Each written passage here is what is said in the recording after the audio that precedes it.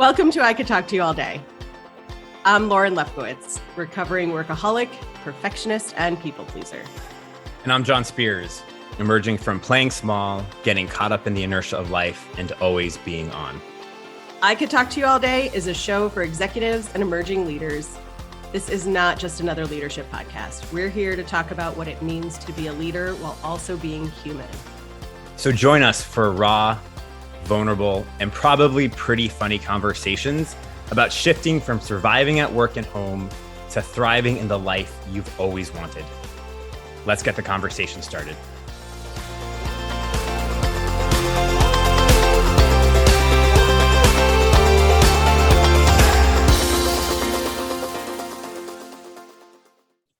Hey, Lauren. Hey, John.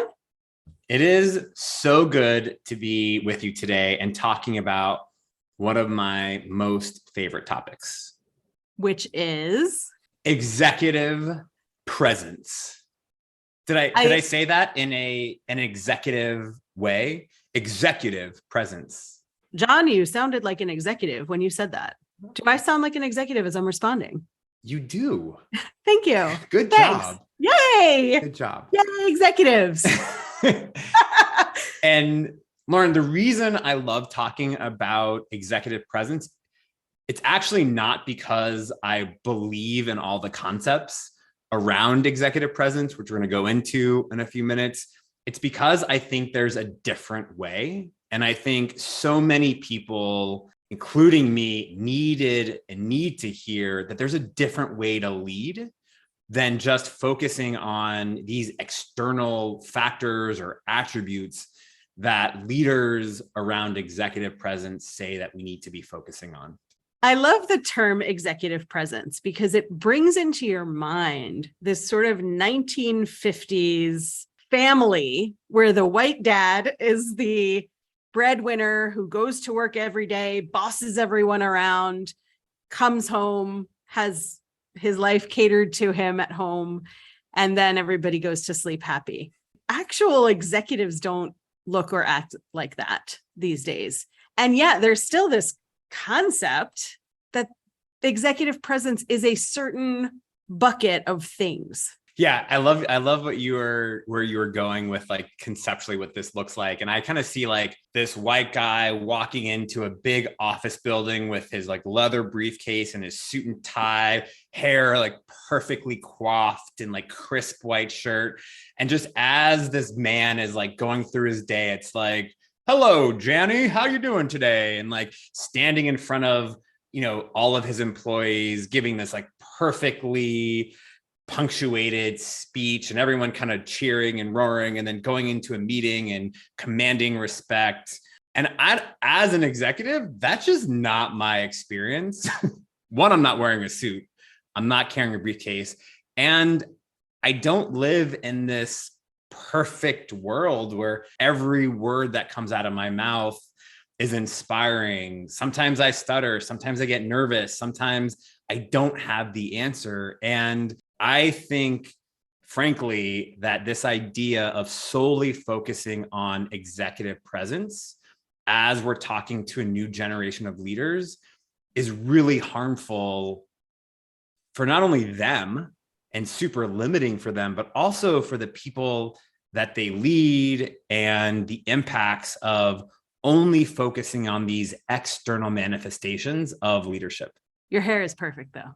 I mean, okay, so I do have really good hair. It is good, right? It is nice hair. I do have, It's almost perfectly coiffed, but not because I put a lot of time in it. It just falls that way. It's just that's a really lucky situation. Good for you. But yeah, I never really thought of myself as an executive, even when my title was vice president, because it didn't occur to me that there was a hierarchy in there. And I know there was. And I know if you talk to people I've worked with, they looked at me as part of the executive team, whether they worked with me as a peer, whether my boss or people who reported to me. But I always had this perception that I was one step below executive presence because of this ideology that isn't real, that An executive is a certain way. And you said it, wearing a suit. And if you're a woman in full makeup, if you're a man, your hair is perfectly put together. You've got your leather briefcase and your suit and tie. And neither one of us looks like that. Right. Yeah, I don't. And no, I don't. And I was always pushing for one step more casual in my executive life, in my corporate life. I love that we're having this conversation because I think we're going to debunk some of that and be able to really point to what executive presence can be and how someone who doesn't usually wear a lot of makeup, loves a t-shirt, somebody who has tattoos and doesn't put on a suit, both of us can be leaders, can be executives and have that executive presence without fitting ourselves into the box. We're going to dive into all that. But before we do, let's quickly just sort of set the table for what executive presence is, or what some of the sort of mainstream ideas about executive presence is. So people really talk about exuding credibility, commanding a room, both having the qualifications for a job, but also being seen as either like leadership material or someone who like has what it takes. And we know that professionals are judged both on their qualifications, but also on perceptions and how they show up. And there are three kind of prevailing ideas around executive presence and sort of the qualities of executive presence. One is around how we act. One is around communication and how we speak. And one is around how leaders look and their appearance. And I just think all of that is BS, if I can just be real honest right now. I just think to distill the qualities of leadership in solely external manifestations of how we speak, how we act, and how we look is just bonkers to me. Yeah, bonkers is a great word.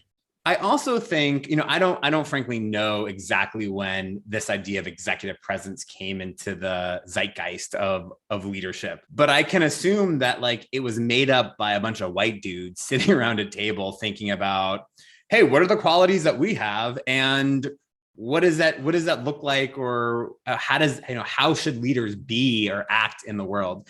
And I just think that idea of like people in a room somewhere coming up with these qualifications or these credentials of leadership, again, bonkers to me. I think it started because white dudes were the only people who were leading. I can remember being a kid and hearing grownups talk about a woman vice president in their company. And they wouldn't say a male vice president. The distinction was that it was a woman who was allowed in the room, who was strong enough, masculine enough, powerful enough, dressed in a suit enough to have a seat at the table.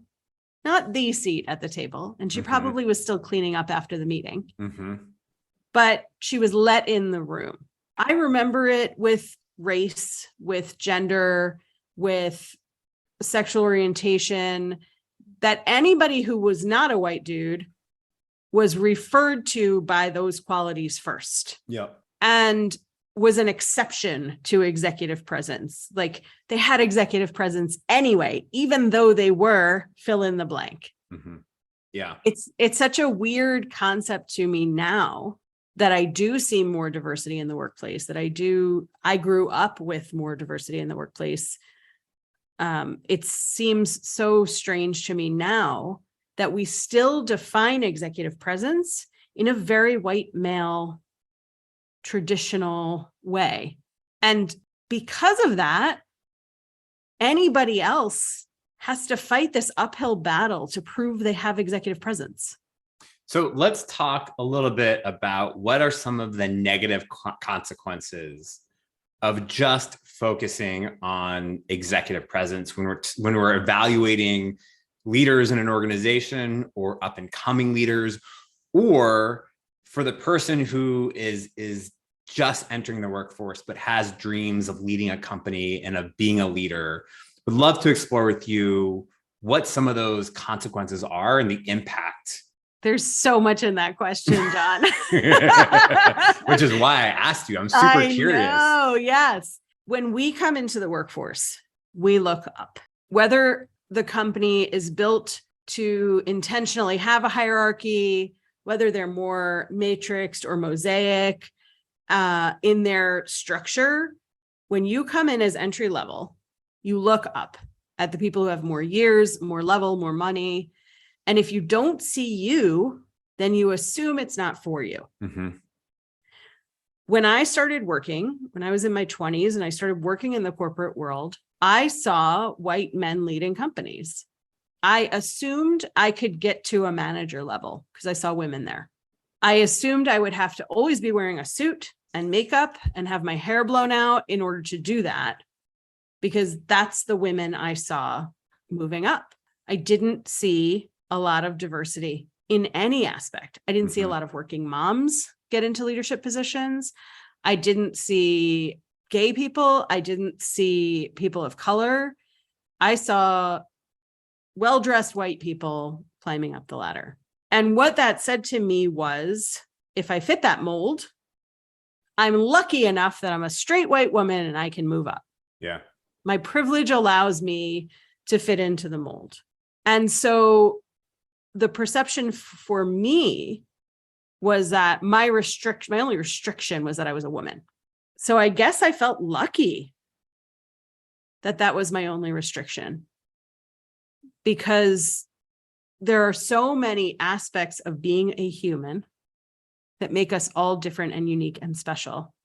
So many aspects of diversity, so many aspects of uniqueness. And the perception for me was like, if you don't fit yourself into that box, then you don't get ahead. And so we create these limiting beliefs that we can only reach a certain level. We're only qualified as a human to reach a certain level. Yeah. No, I totally resonate with that. When I think about being in sort of a management role and progressing in my career, I didn't see any gay people who were in leadership.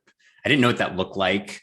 And because I saw executive presence as really formal leader suit, I'm just not that, right? I am excitable and I use my hands a lot and I hate wearing suits. And I think because I didn't see that, I also didn't see myself as being able to lead, or if I ever get in that kind of a situation to be an executive, I have to change. I have to be different. I have to act different. I have to dress different. I have to act more straight or manly or masculine. And I just didn't know if I wanted to do that. Mm-hmm. It just wasn't authentic to me. And so I think, you're totally right, is when one of these kind of real consequences of just focusing on these external manifestations is lack of diversity, because we're saying how you look, how you act, and how you communicate really depends on your ability to lead. You have a mainly homogenous group of people who are setting those standards that's not diverse, right? So I think there's a real challenge in having diverse leaders in organizations when you just focus on that.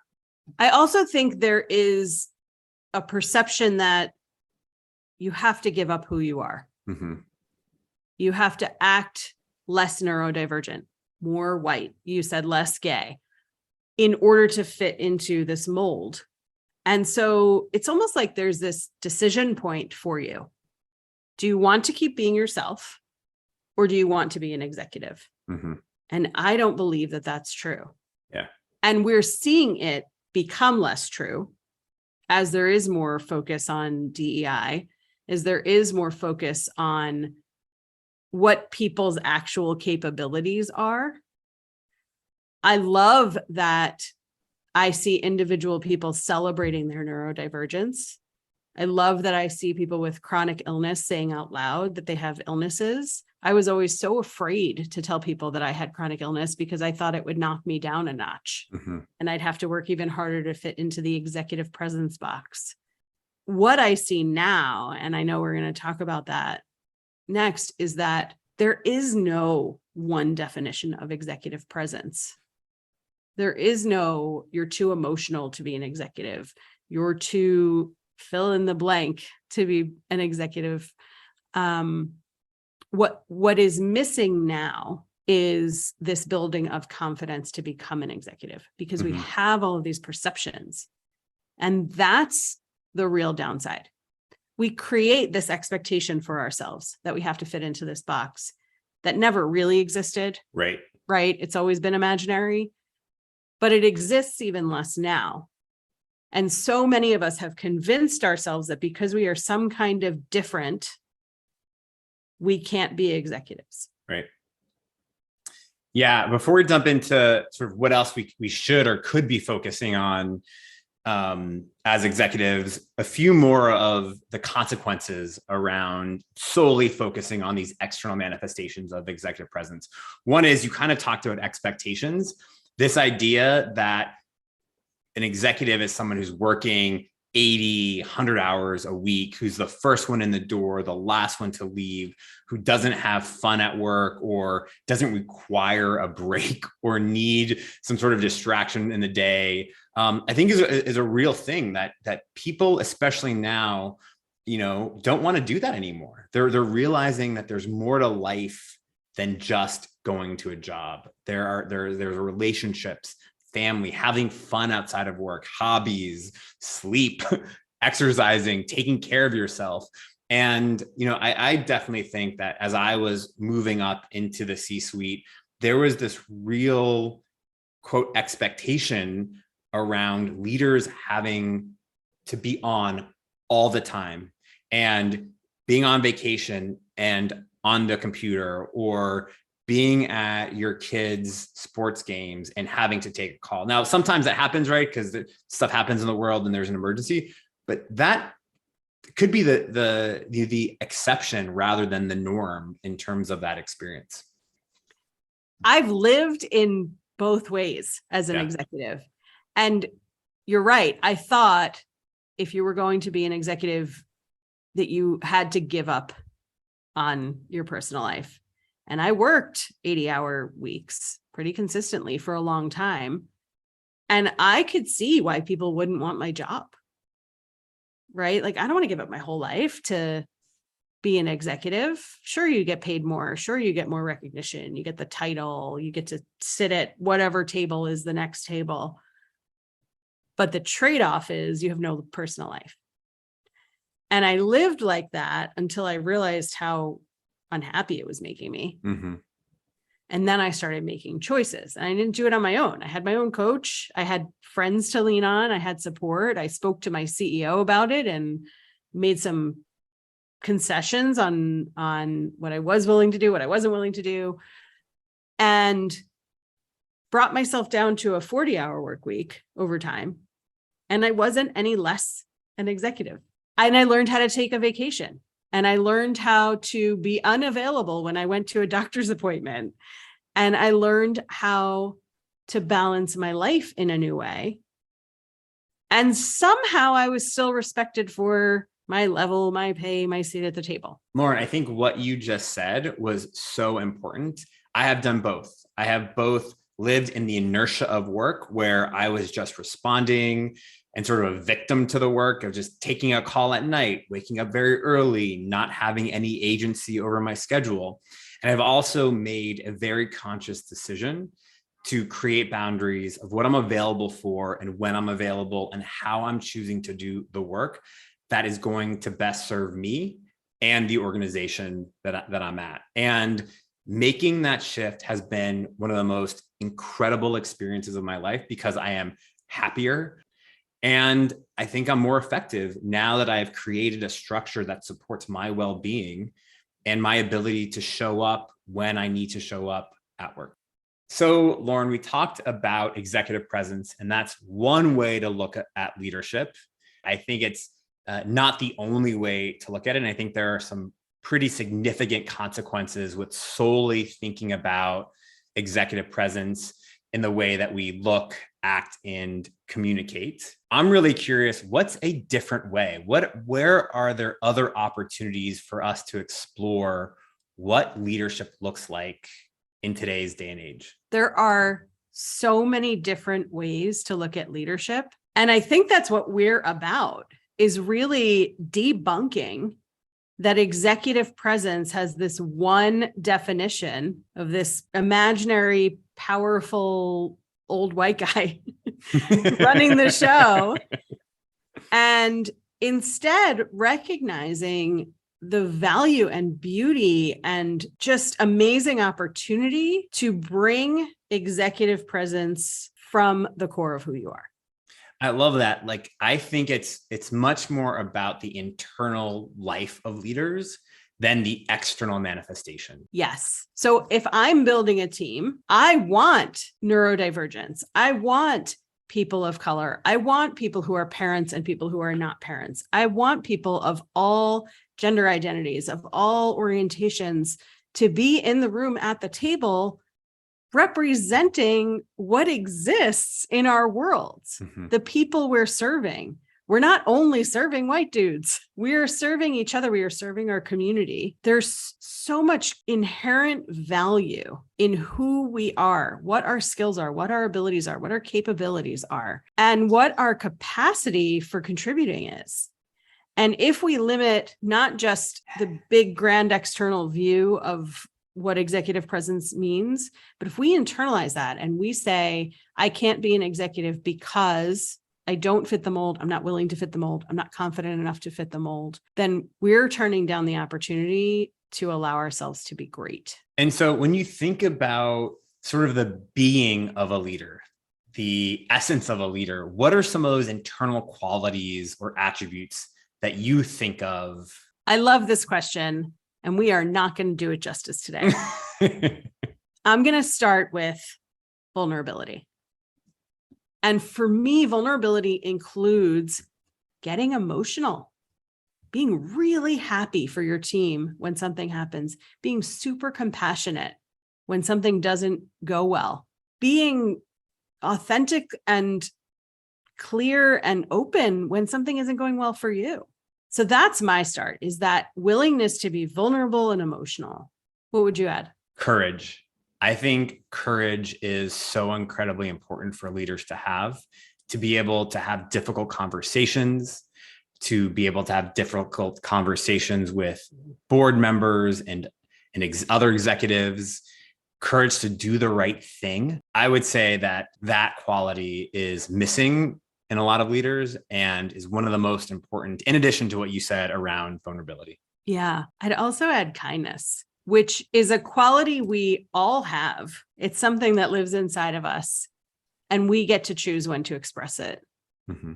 We see a lot of coldness in the executive world and a lot of removing of kindness, removing of love, because we feel like we have to be a certain way. We have to conduct business in a certain way. And so kindness and compassion for me is really important. I would add authenticity. I think it's a little different, obviously, from vulnerability, but being able to show up as your true self at work is so important. I think it gives us as leaders access to our own creativity and to our own ideas, but it also paves the way for others to be authentic and to show up fully at work. What else? The last one for me is boundaries. Executive presence does not mean giving up your whole life to work. And there is great power in being able to appropriately set boundaries that serve you, that serve the company, that serve your executive team, and that still allow you to grow and contribute in really important ways. Lauren, there are so many topics to talk about. We have 5, and we're not going to be able to do a deep dive in this episode about these 5, but we are going to be able to have more in-depth conversations over the coming episodes around each of these qualities and attributes of leaders. And so I'm really looking forward to having that conversation with you and with our community around the internal orientation of great leadership and what it means to be a great leader. Lauren, final thought about today's discussion. John, I know we both love this topic so much. One thing that I always think about with people who say, I don't have executive presence, I can't be a big leader, I've hit my limit at how high I can go, is that you already are an executive. In some areas of your life, you are super confident about what you're doing, whether it's in relationships, friendships, the color paint you choose for your walls, what you're having for dinner. There are some areas of your life where you have great confidence and you are the executive of that thing. And our goal is to show you that you can have that wherever you want. And to really keep debunking this idea that executive presence is only one thing, it's only slated for one kind of person, and that you don't fit into that box. This idea that people have to lead in a certain way and look a certain way is super restrictive, and it's not the future. And I'm really looking forward to having some more in-depth conversations with you, Lauren, in the coming weeks about how to show up fully as a leader in our internal world, which ultimately impacts the external world and how we lead. Thanks for being with me, John. Thank you for being with me. We'll see you next time, everyone.